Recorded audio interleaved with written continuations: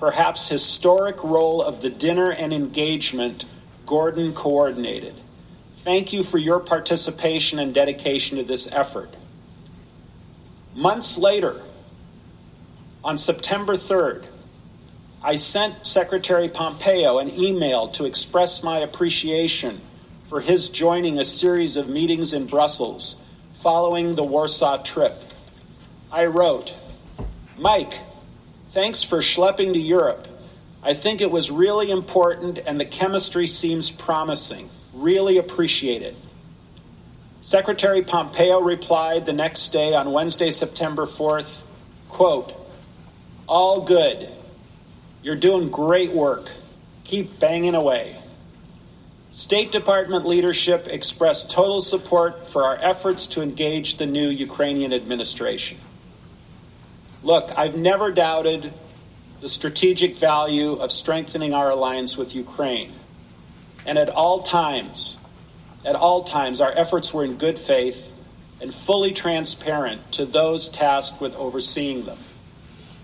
Our efforts were reported and approved, and not once do I recall encountering an objection. It remains an honor to serve the people of the United States as their United States ambassador to the European Union. I look forward to answering the committee's questions. Thank you.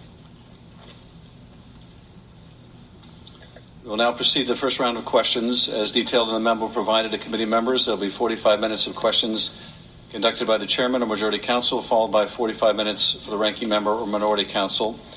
Following that, unless I specify additional equal time for extended questioning, we will proceed under the 5-minute rule, and every member will have the chance to ask questions. I recognize myself or majority counsel for the first round of questions. Mr. Sondland, there's a lot of new material in your opening statement for us to get through, but I want to start with a few top-line questions before passing it over to Mr. Goldman. In your deposition, you testified that you found yourself on a continuum that became more insidious over time. Can you describe what you mean by this continuum of insidiousness? Well, Mr. Chairman, when we left the Oval Office, I believe on May 23rd, the request was very generic for an investigation of corruption in a very vanilla sense and dealing with some of the oligarch problems in Ukraine, which were long-standing problems.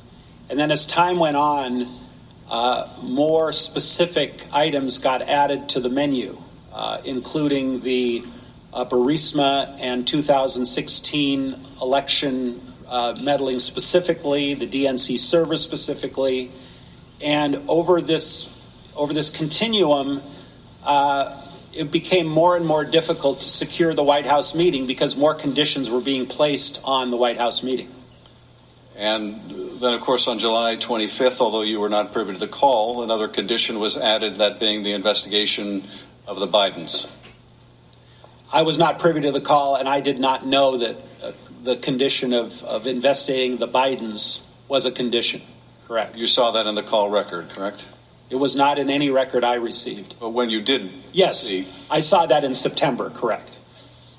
So on this continuum, the beginning of the continuum begins on May 23rd when the president instructs you to talk to Rudy? Correct. And you understood that as a direction by the president that you needed to satisfy the concerns that Rudy Giuliani would express to you about what the president wanted in Ukraine? Not to me, to the entire group, Volker, Perry, and myself. Correct. Now, in your opening statement, you confirm that there was a quid pro quo between the White House meeting and the investigations into Burisma and the 2016 election that Giuliani was publicly promoting. Is that right? Correct. And in fact, you say that other senior officials in the State Department and the Chiefs of Staff's office, including Mick Mulvaney, Secretary Pompeo, were aware of this quid pro quo, that in order to get the White House meeting, there were going to have to be these investigations the president wanted. Correct. And those, again, are investigations into 2016 and Burisma / the Bidens. 2016 Burisma. The Bidens did not come up. But you would ultimately learn that Burisma meant the Bidens when you saw the call record, correct? Of course, today I know exactly what it means. I didn't know at the time.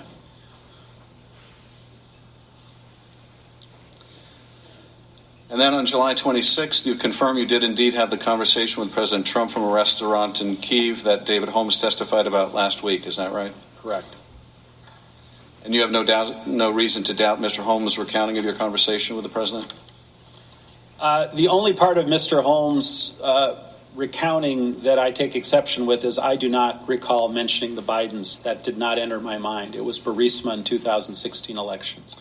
You have no reason to believe that Mr. Holmes would make that up if that's what he recalls you saying? You have no reason to question that, do you? I don't recall saying Biden. I never recall saying Biden. But the rest of Mr. Holmes' recollection is consistent with your own? Well, I can't testify as to what Mr. Holmes might or might not have heard through the phone. I don't know how he heard the conversation. Are you familiar with his testimony?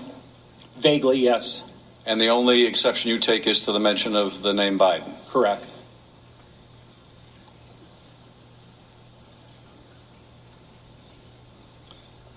And I think you said in your testimony this morning that not only is it correct that the president brought up with you investigations on the phone the day after the July 25th call, but you would have been surprised had he not brought that up. Is that right? Right, because we'd been hearing about it from Rudy, and we presumed Rudy was getting it from the president. So it seemed like a logical conclusion. Mr. Holmes also testified that you told him President Trump doesn't care about Ukraine. He only cares about big stuff that relates to him personally. I take it from your comment you don't dispute that part of the conversation. Well, he made that clear in the May 23rd meeting that he was not particularly fond of Ukraine, and we had a lot of heavy lifting to do to get him to engage. So you don't dispute that part of Mr. Holmes' recollection? No.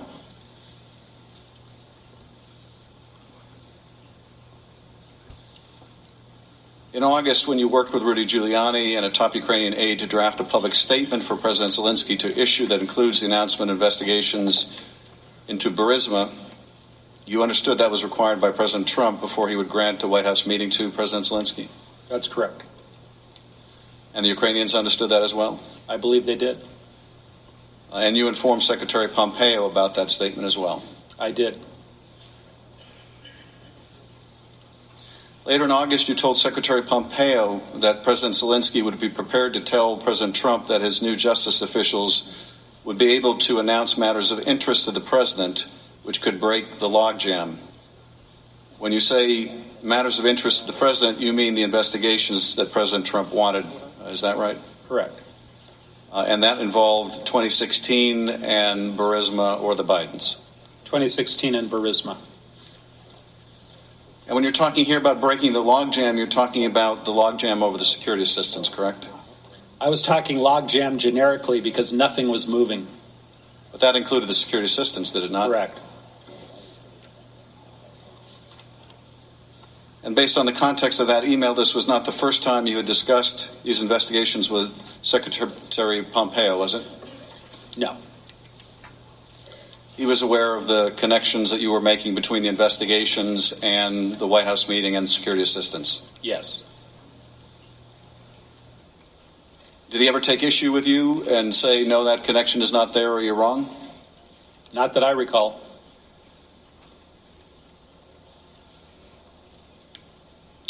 Now, you mentioned that you also had a conversation with Vice President Pence before his meeting with President Zelensky in Warsaw, and that you raised the concern you had as well that the security assistance was being withheld because of the president's desire to get a commitment from Zelensky to pursue these political investigations.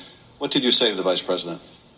I was in a briefing with several people, and I just spoke up and I said, it appears that everything is stalled until this statement gets made, words to that effect, and that's what I believe to be the case based on the work that the three of us had been doing, Volker, Perry, and myself. And the vice president nodded like, he heard what I said, and that was pretty much it, as I recall. And you understood that the Ukrainians were going to raise the security assistance with the vice president at this meeting? I didn't know what they were going to raise, but they in fact did raise it, Mr. Chairman. Well, it was public by that point that there was a hold on the security assistance, correct? Yeah, but I didn't know what they were going to raise. I didn't get a pre-brief from the Ukrainians. Well, you knew certainly they were concerned about the hold on the security assistance, right? They were concerned, obviously. And you wanted to help prepare the vice president for the meeting by letting him know what you thought was responsible for the hold on the security assistance. That's fair. Do you recall anything else the vice president said other than nodding his head when you made him aware of this fact? No, I don't have a readout of that meeting, so I can't remember anything else.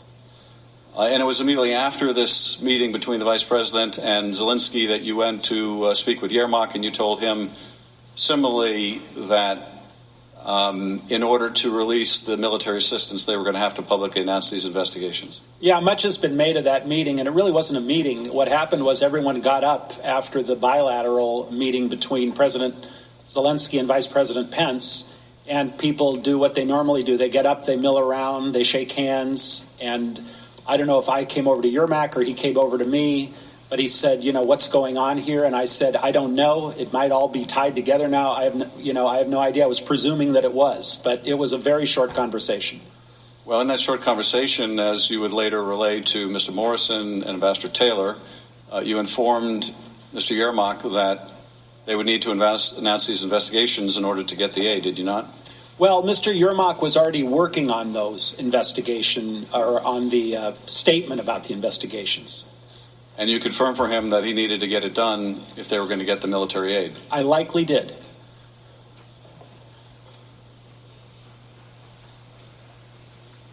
Mr. Morrison and Ambassador Taylor have also related a conversation you had with the president following the Warsaw meeting, in which the president relayed to you that there was no quid pro quo, but nevertheless, unless Zelensky went to the mic and announced these investigations, they would be a stalemate over the aid. Is that correct?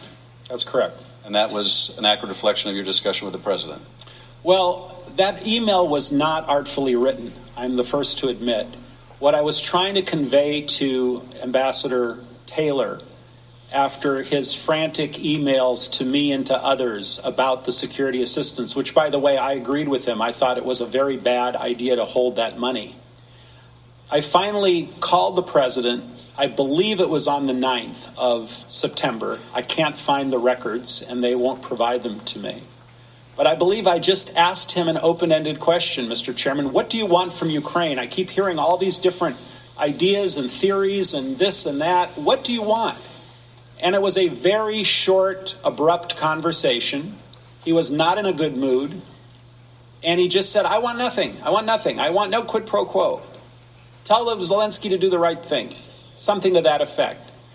So I typed out a text to Ambassador Taylor, and my reason for telling him this was not to defend what the president was saying, not to opine on whether the president was being truthful or untruthful, but simply to relay, I've gone as far as I can go. This is the final word that I heard from the President of the United States. If you're still concerned, you, Ambassador Taylor, are still concerned, please get a hold of the Secretary. Maybe he can help. I'm not asking about your text message. I'm asking about your conversations with Mr. Morrison and Ambassador Taylor after you spoke with the president, either in that call or in a different call. I'm confused, Mr. Chairman. Which conversations with Mr. Morrison and Mr. Taylor? Well, Mr. Morrison testified that you related a conversation you had with the president in which the president told you no quid pro quo, but President Zelensky must go to a microphone and announce these investigations, and that he should want to. Similarly, you told Ambassador Taylor that while the president said no quid pro quo, unless Zelensky announced these investigations, they would be at a stalemate, presumably a stalemate over the military assistance. Do you have any reason to question those conversations that Mr. Morrison and Ambassador Taylor took notes about? Well, I think it's tied to my text, Mr. Chairman, because in my text I think I said something to the effect that he wants Zelensky to do what he ran on, I believe, is transparency, et cetera, which was my clumsy way of saying he wanted these announcements to be made. Again, Ambassador, I'm not asking about your text message. I'm asking about what you relayed to Ambassador Taylor and Mr. Morrison about your conversation with the President.